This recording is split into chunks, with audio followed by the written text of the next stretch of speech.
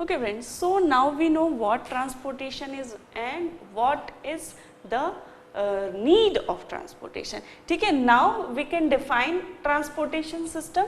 So transportation is a biological process. ठीक है, it is a biological process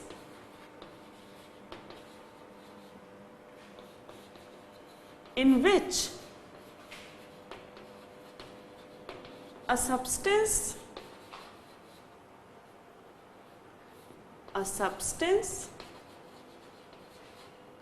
synthesize or produced in one part of organism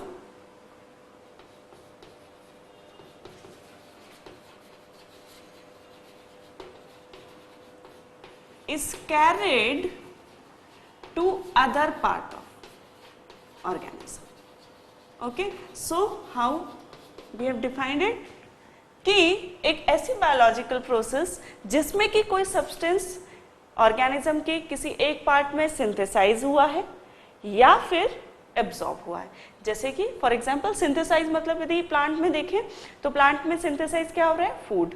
ठीक है, और यदि human body में देखें या हायर एनिमल्स में देखें तो क्या सिंथेसाइज हो रहा है, वेस्ट मटेरियल, जैसे कि यूरिया, यूरिक एसिड, ये वेस्ट मटेरियल है. ठीक है, जो कि मेटाबॉलिक प्रोसेसेस के as a result of metabolic processes form हुआ है. ठीक है, तो सब्सटेंस या तो सिंथेसाइज हुए हैं या एब्जॉर्ब हुए हैं. अब एब्जॉर्ब जैसे कि फॉर एग्जाम्पल जैसे कि इंटेस्टाइन में फूड एब्जॉर्ब हो रहा है. ठीक है, या गैसेस एब्जॉर्ब हो रही हैं प्लांट में लीव्स के द्वारा, तो या तो सब्सटेंसेस सिंथेसाइज हुए हैं या फिर प्रोड्यूस हुए हैं. Sorry, absorb not produced. Synthesised और एब्जॉर्ब्ड. ठीक है, सो substances either synthesized or absorbed in one part of organism. organism के एक पार्ट में या तो synthesize हुए हैं या produce हुए हैं या absorb हुए हैं और उन्हें दूसरे पार्ट में ले जाने का जो biological process है that is called as transportation. ठीक, now we are going to read or study human circulatory system.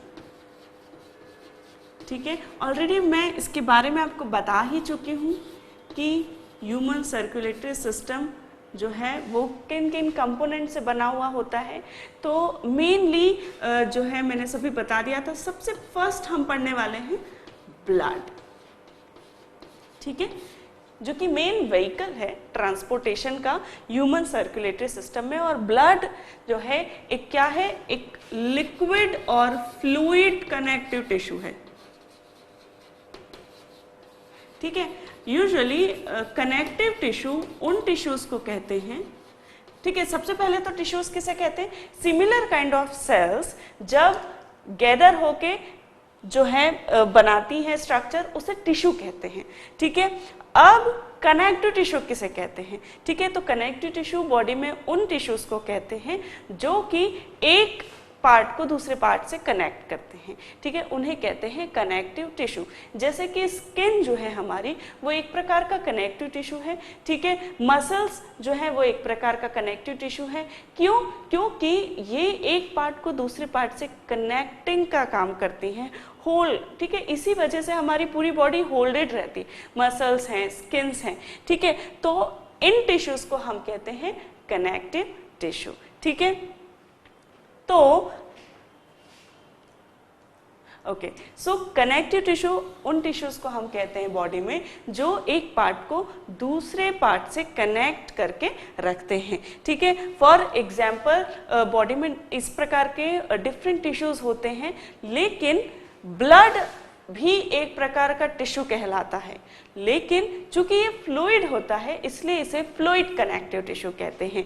ठीक है, और ये एक स्पेशल टाइप का कनेक्टिव टिश्यू है और इसे वेस्क्यूलर कनेक्टिव टिश्यू भी कहा जाता है.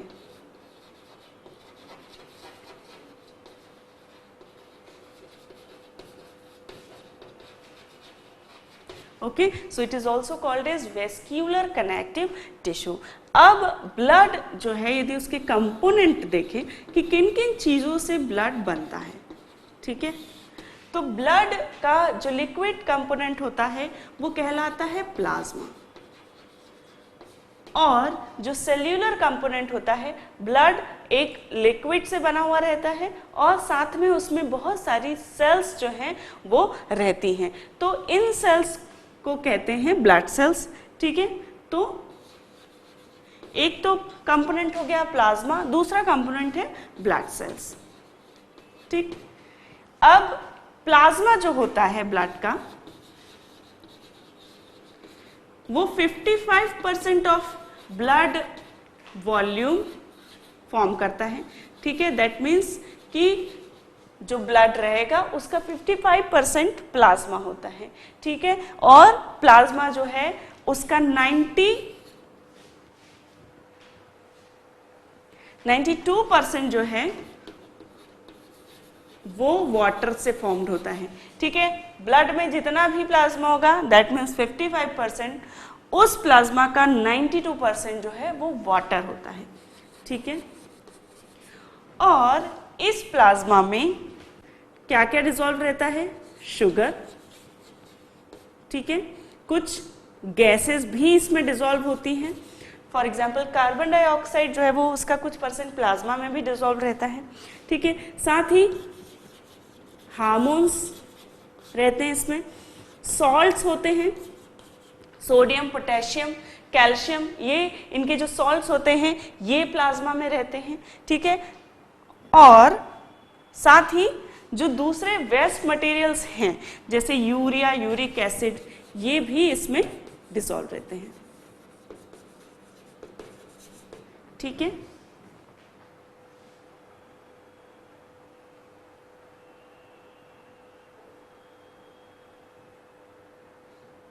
ओके, इसके अलावा फैट, प्रोटीन,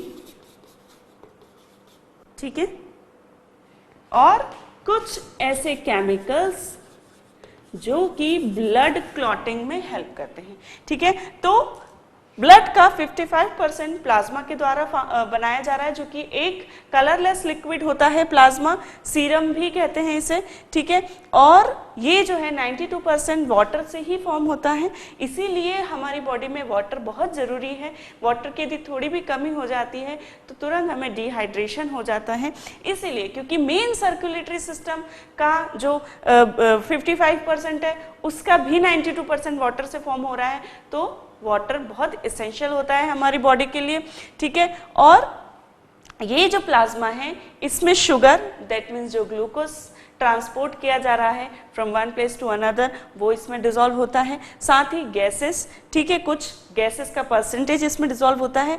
हार्मोन्स, जैसा कि मैंने बताया, वो इसमें डिसॉल्व रहते हैं। सॉल्ट्स इसमें रहते हैं, कैल्शियम, पोटेशियम और सोडियम, ये तीनों ही जो सब्सटेंसेस हैं they are very important for our body, ठीक है। तो ये भी प्लाज्मा में रहते हैं और प्लाज्मा के ही द्वारा या ब्लड के द्वारा कहें कि इन्हें ट्रांसपोर्ट किया जाता है, ठीक है। दूसरा, वेस्ट मटेरियल जैसे कि यूरिया या यूरिक एसिड जो है वो प्लाज्मा में रहते हैं, और फैट और प्रोटीन, ठीक है, जो कि अदर न्यूट्रिएंट्स हैं।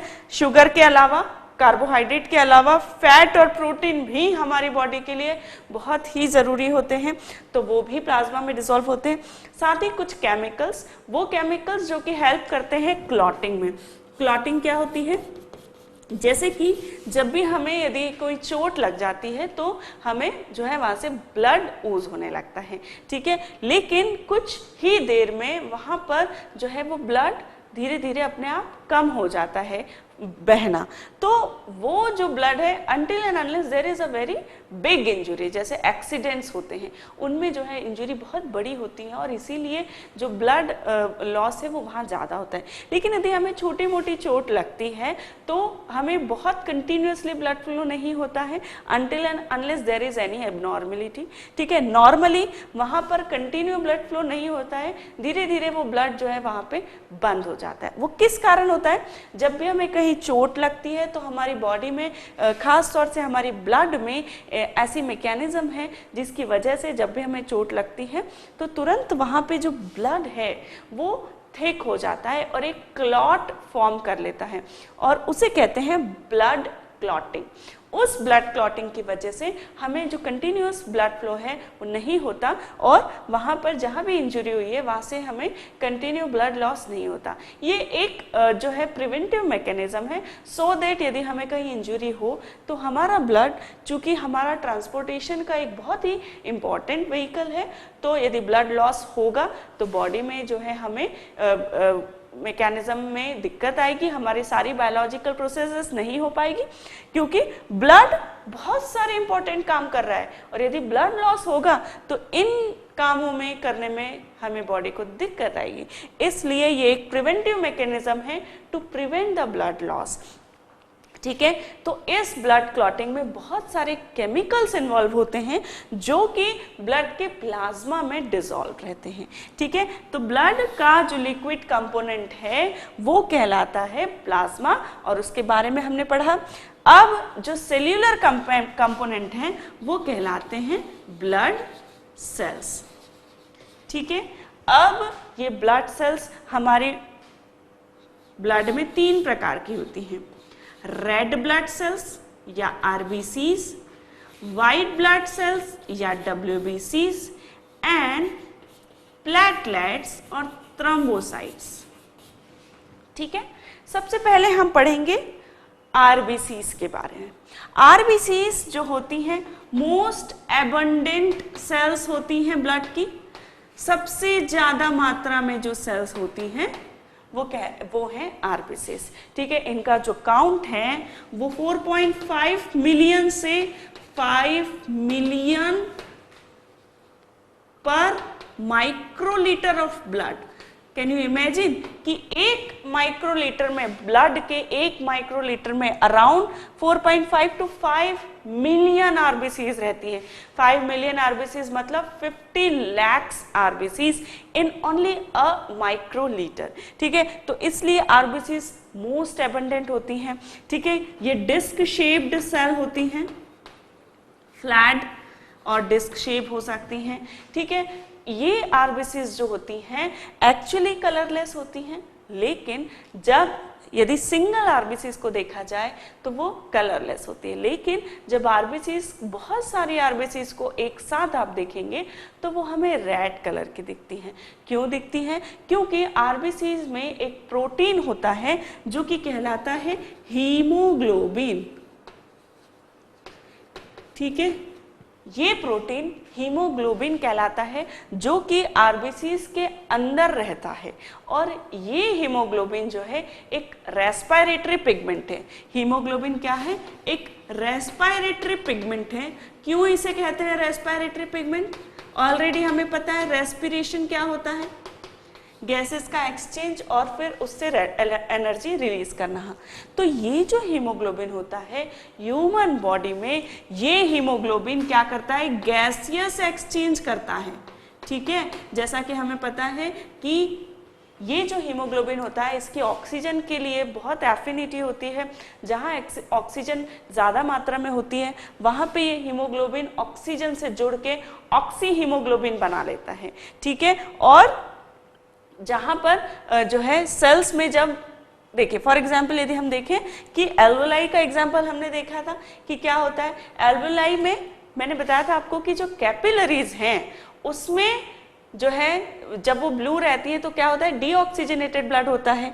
ठीक है, तब ये जो आरबीसीज का हीमोग्लोबिन होता है चूंकि कहाँ से आया हुआ होता है? टिश्यूज से। टिश्यू ने क्या बनाया? एक साइकिल यदि हम देखें, ठीक है, तो ये एल्वोलाई है। ठीक, एल्वोलाई इन द लंग। ठीक है, ये है हमारा हार्ट मान लीजिए। ठीक है, हमारा हार्ट है और ये हमारी सेल्स हैं बॉडी की, different tissue, each and every cells आप मान के चलिए। ठीक है, ये है हमारी सेल्स। ठीक, अब मैं आपको बताऊंगी रेड और ब्लू से यदि हम बनाएंगे तो हमें आसानी से समझ में आएगा। ठीक है,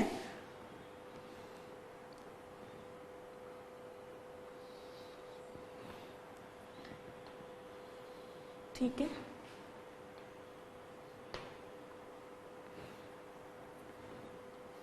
इससे पूरा सिस्टम आपको समझ में आ जाएगा, रेस्पिरेटरी और ठीक है। अब जैसा कि हमें पता है कि हमारी सेल्स को गैसेस की जरूरत है, ठीक है, तो क्या हो रहा है, जब हार्ट से ब्लड पंप किया जाता है सभी सेल्स को, तो ये सेल्स ऑक्सीजनेटेड ब्लड जा रहा है सेल्स में, ठीक है, जो कहां से ऑक्सीजनेटेड होके आया है, एल्वियोलाई से। क्यों? क्योंकि एल्वियोलाइज में क्या हो रहा है कि गैसेस डिफ्यूजन के द्वारा जो है ऑक्सीजनेटेड ब्लड बन रहा है, और ये ऑक्सीजनेटेड ब्लड, ऑक्सीजन का जो ट्रांसपोर्टेशन है वो मेनली हीमोग्लोबिन के द्वारा होता है। ये हीमोग्लोबिन एल्वियोलाइज में देखिए, जो ब्लड है उसमें जो आरबीसीज हैं उसमें हीमोग्लोबिन है, ठीक है।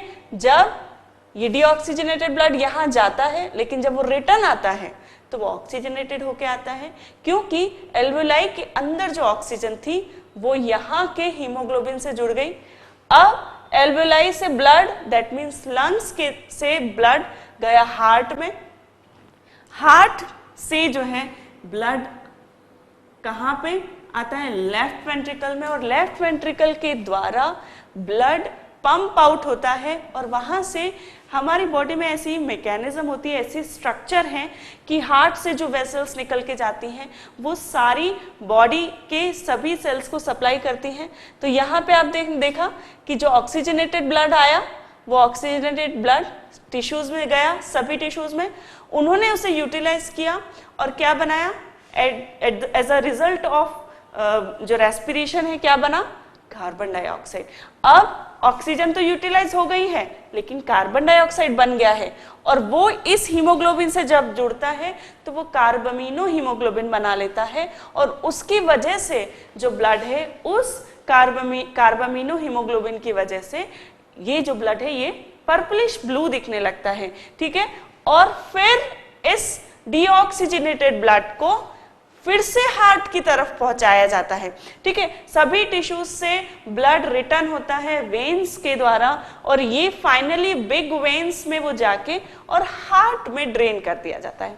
अब ये हार्ट उस डीऑक्सीजनेटेड ब्लड को लंग्स को देता है, लंग्स उसे ऑक्सीजनेटेड बना देता है और वो फिर से हार्ट को पहुंचा देता है, हार्ट फिर से उसे जो है टिश्यूज को पहुंचा देता है, ठीक है। तो इन दिस वे वो पूरी मैकेनिज्म जो है होती है, ठीक है। इसलिए ट्रांसपोर्टेशन जो सिस्टम है बहुत ही रिलेटेड है रेस्पिरेटरी सिस्टम से, इसीलिए हम पहले रेस्पिरेटरी सिस्टम पढ़ते हैं कि हमें गैसेस एक्सचेंज समझ में आ जाए, फिर हमें ट्रांसपोर्टेशन बहुत इजीली समझ में आ जाता है, ठीक है। तो हम पढ़ रहे थे आरबीसी। अब आपने देखा कि किस तरह आरबीसीज का जो ये हीमोग्लोबिन है, ठीक है, वो इंपॉर्टेंट है ट्रांसपोर्टेशन में। तो हीमोग्लोबिन जो है आरबीसीज में रहता है और गैसेस के एक्सचेंज में ये हेल्प करता है, खास तौर से ऑक्सीजन के जो है, ऑक्सीजन का बहुत अधिक परसेंट जो है वो हीमोग्लोबिन के साथ जुड़ता है, ऑक्सी हीमोग्लोबिन बनता है, और फिर जब वो सेल्स में जाता है तो ये ऑक्सी हीमोग्लोबिन से टूट जाता है, ऑक्सीजन अलग हो जाती है, हीमोग्लोबिन अलग हो जाता है और ऑक्सीजन टिश्यूज को दे दी जाती है, फिर टिश्यूज के द्वारा जो कार्बन डाइऑक्साइड बनी उससे हीमोग्लोबिन जुड़ जाता है।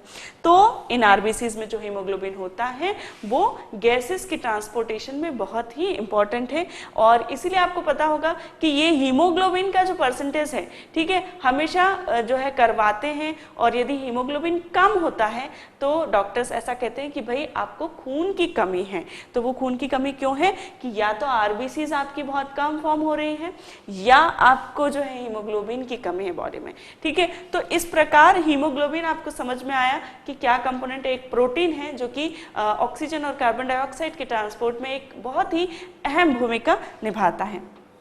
अब ये जो आरबीसी से का स्ट्रक्चर हमने देखा, इसका काउंट हमने देखा, अराउंड 4.5 to 5 मिलियन जो है पर माइक्रोलीटर होती हैं, और इसकी जो लाइफ स्पेन है वो 120 डेज होता है, ठीक है।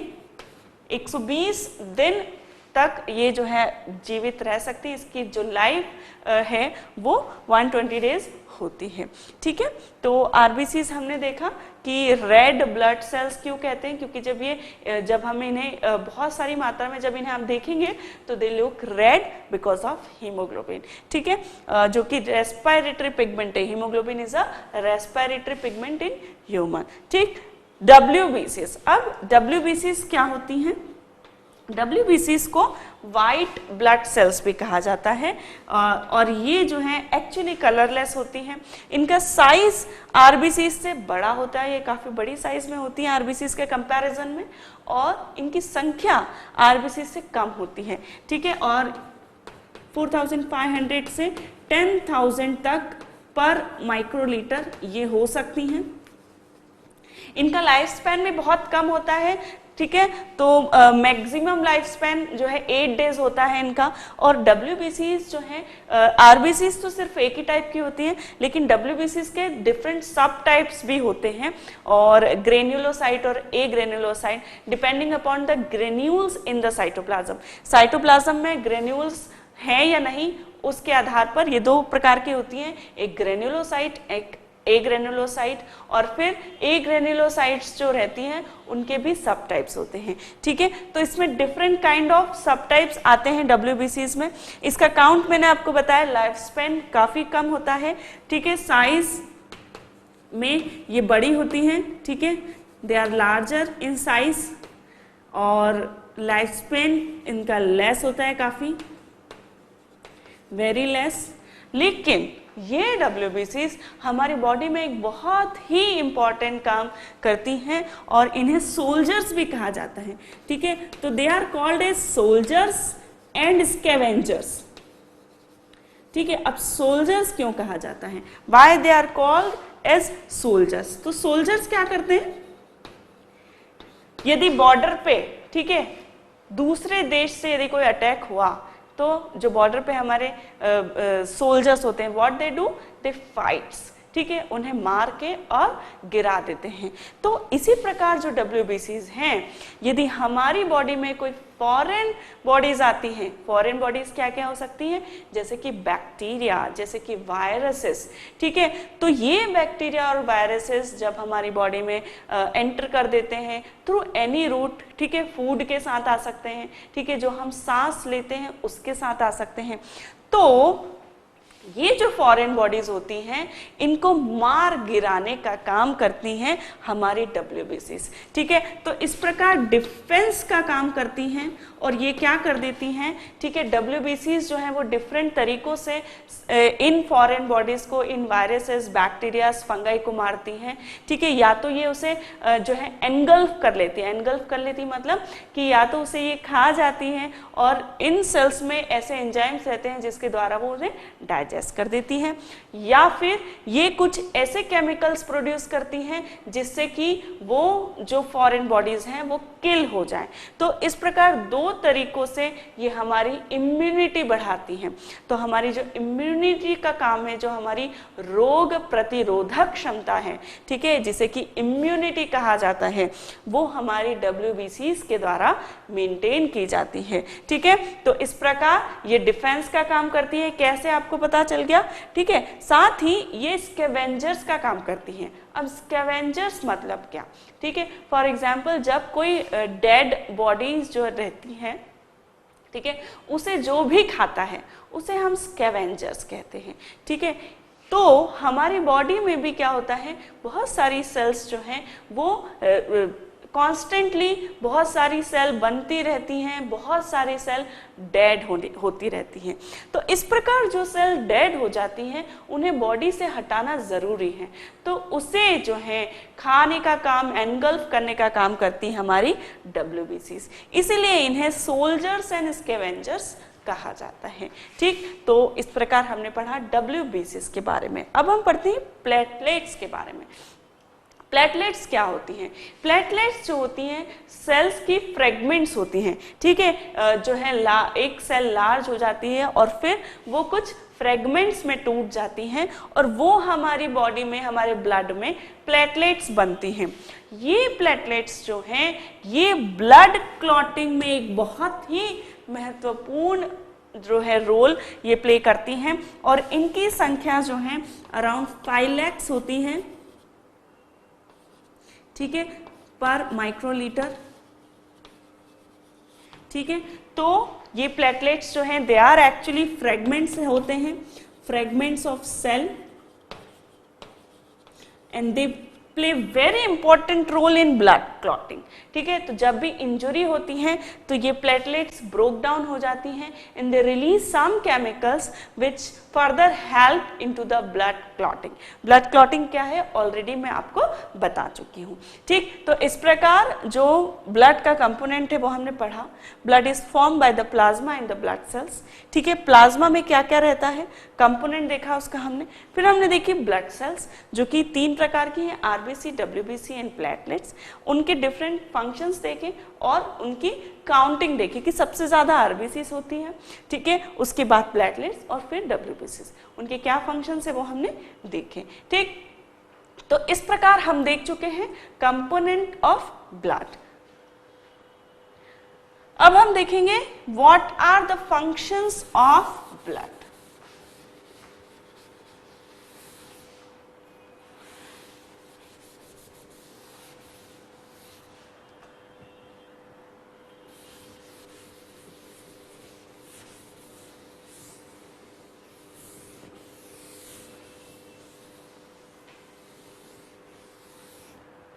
ओके, सो ब्लड पढ़ लिया हमने। अब हम देख रहे हैं फंक्शंस ऑफ ब्लड, ठीक है। तो फंक्शंस क्या हैं ब्लड के, अभी तक आपको इतना पढ़ के समझ में आ गया होगा, ठीक है। तो सबसे पहला फंक्शन है कि सप्लाई, किसकी सप्लाई, न्यूट्रिशन की। न्यूट्रिशन में क्या, sugar, fat, protein, amino acids and साथ ही, ठीक है। तो सबसे पहले किसकी सप्लाई, न्यूट्रिशन की सप्लाई। उसके बाद दूसरा किसकी सप्लाई, गैसेस की सप्लाई, ठीक है। किसकी, ऑक्सीजन की सप्लाई, जो कि बहुत जरूरी है सभी सेल्स के लिए। तीसरी हार्मोन्स की सप्लाई, ठीक है। हार्मोन की सप्लाई करना किसको, टिश्यूज को, ठीक है। तो ब्लड क्या करता है, it supplies the nutrition, gases and hormones to the cell. अब हार्मोन्स की क्यों जरूरत है सप्लाई करने की भाई, जैसा कि मैंने आपको बताया कि भाई थायराइड हार्मोन है, सिक्रीट तो हमारी ग्लैंड से हो रहा है, थायराइड ग्लैंड, जो कि कहाँ है, नेक में। लेकिन ये जो सिक्रीट करेगी थायरॉक्सिन हार्मोन, वो फर्स्ट कहाँ पे सिक्रीट होगा, नेक में सिक्रीट होगा। लेकिन वहां से उसे सारे बॉडी पार्ट में जाने की जरूरत है, जो किसके द्वारा जाएगा, ब्लड के द्वारा। और फिर ये एक्ट करेगा बॉडी के हर सेल्स में, हर टिश्यूज में। इस प्रकार ये जहां एक्ट कर रहा है हार्मोन, उसे कहते हैं टारगेट ऑर्गन या टारगेट सेल, ठीक है। तो हार्मोन्स एक स्थान पे सिक्रीट होते हैं और उन्हें जरूरत होती है कि वो टारगेट ऑर्गन या टारगेट सेल पे जाएं, और वो काम करता है ब्लड, ठीक। तो सप्लाई किसकी, न्यूट्रिशन, गैसेस और हार्मोन्स की, ठीक है। देन दूसरा, अब ये तो सप्लाई कर दिया, अब carries out, what it carries out, तो वेस्ट मटेरियल, ठीक है। वेस्ट मटेरियल जैसे कि urea and uric acid, ammonia, ठीक, इसे कैरीज आउट करना ताकि इन्हें एलिमिनेट कर सके, ठीक है। तो वेस्ट मटेरियल को सेल से बाहर की तरफ निकालना। साथ ही कार्बन डाइऑक्साइड भी एक प्रकार का वेस्ट मटेरियल है हमारे लिए, जिसे कि बाहर निकालना जरूरी है, ठीक। तीसरा, ब्लड क्लॉटिंग, जिसके के द्वारा क्या करना, प्रिवेंट द ब्लड लॉस। क्योंकि हमने बताया कि भाई ब्लड तो बहुत ही इंपॉर्टेंट है, तो एक ऐसी मैकेनिज्म होना चाहिए कि ब्लड लॉस ना हो सके at the time of injury. तो बॉडी में मैकेनिज्म हुई ब्लड क्लॉटिंग की, जो कि ब्लड के लॉस को प्रिवेंट कर रहा है, ठीक। तो सबसे पहले हमने पढ़ लिया भाई सप्लाई, देन हमने पढ़ा कि वेस्ट मटेरियल को कैरी आउट करना, फिर हमने पढ़ा ब्लड क्लॉटिंग का फंक्शंस, ठीक है। फिर इम्यूनिटी, ठीक है, इम्यूनिटी जैसे मैंने बताया WBCs क्या करती है, इम्यूनिटी प्रोड्यूस करती है अगेंस्ट द फॉरेन बॉडीज। तो ये एक बहुत ही इंपॉर्टेंट फंक्शन है, ठीक है। आपने देखा होगा कि जब भी आप यदि बुखार आता है, बीमार पड़ते हैं, तो व्हाट डॉक्टर डू, आपके कंप्लीट ब्लड काउंट करवाते हैं। कंप्लीट ब्लड काउंट मतलब कि जो आपकी सेल्स हैं, उस आपकी बीमारी में सेल्स का क्या काउंट है, इसके द्वारा वो पता लगा सकते हैं कि भाई इन्फेक्शन है क्या। क्योंकि at the time of infection जो WBCs हैं, ठीक है, वो बहुत अधिक मात्रा में बढ़ जाती हैं। क्यों बढ़ जाती हैं? ताकि वो आपकी बॉडी में जो इन्फेक्शन है उससे लड़ सके, ठीक है, फाइट कर सके। इसलिए इन्फेक्शन के वक्त RBCs का काउंट आपकी बॉडी में बहुत बढ़ जाता है। तो इस प्रकार जो इम्यूनिटी है वो WBCs के द्वारा या कहें इनडायरेक्टली ब्लड के द्वारा प्रोड्यूस की जाती है। तो it is a one function of blood to produce the immunity, ठीक है। देन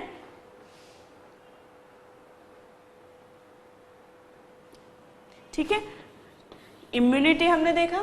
उसके बाद जो फंक्शन आता है ब्लड का वो है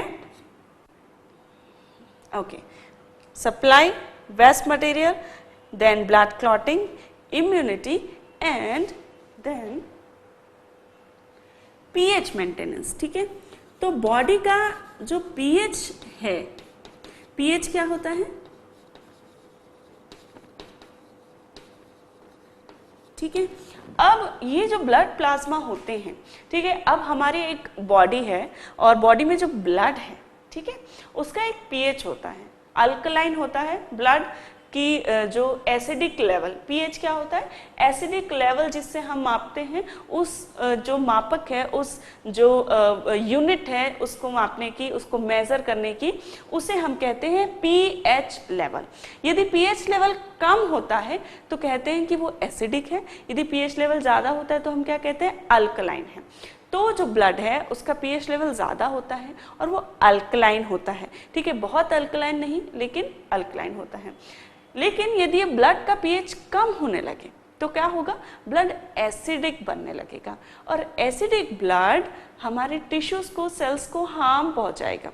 साथ ही यदि टिश्यूज जो हैं उनके द्वारा भी यदि एसिड प्रोड्यूस किए जा रहे हैं तो वो ब्लड में आएंगे और ब्लड को एसिडिक बनाएंगे। तो वो ब्लड जब दूसरे टिश्यूज में पहुंचेगा तो वो हार्मफुल होगा। इसलिए ब्लड में एक ऐसा सिस्टम होता है, ठीक है, जो बफरिंग फॉर्म होता है, ठीक है, जैसा कि मैंने बताया कि सॉल्ट्स रहते हैं, ठीक है। तो ये जो सॉल्ट्स होते हैं ये बफर बना लेते हैं ब्लड में और इस प्रकार ये जो बफर्स होते हैं ये क्या करते हैं, ब्लड का पीएच मेंटेन रखते हैं, सो दैट एसिडिक लेवल जो है वो उसका मेंटेन रहे, ब्लड अल्कलाइन रहे। और इसलिए ये जो पीएच मेंटेनेंस का काम है वो ब्लड के द्वारा होता है। तो इसलिए सिर्फ ब्लड का पीएच मेंटेन नहीं रहता, क्योंकि ब्लड सभी टिश्यूज में फ्लो हो रहा है। तो इस प्रकार से ब्लड पूरी बॉडी का पीएच मेंटेन करके रखता है, पूरी बॉडी का एसिड लेवल मेंटेन करके रखता है और बहुत एसिडिक नहीं होने देता। और इस प्रकार बॉडी पीएच मेंटेनेंस का काम ब्लड करता है, ठीक है। एक देखा हमने एसिडिटी का मेंटेनेंस, ठीक है, इसको एसिडिटी मेंटेनेंस भी कह सकते हैं, ठीक है। तो ये करता है ब्लड। एक बहुत दूसरा इंपॉर्टेंट फंक्शन जो है वो है टेम्परेचर का, ठीक है। तो बॉडी टेम्परेचर को भी ब्लड मेंटेन करके रखता है।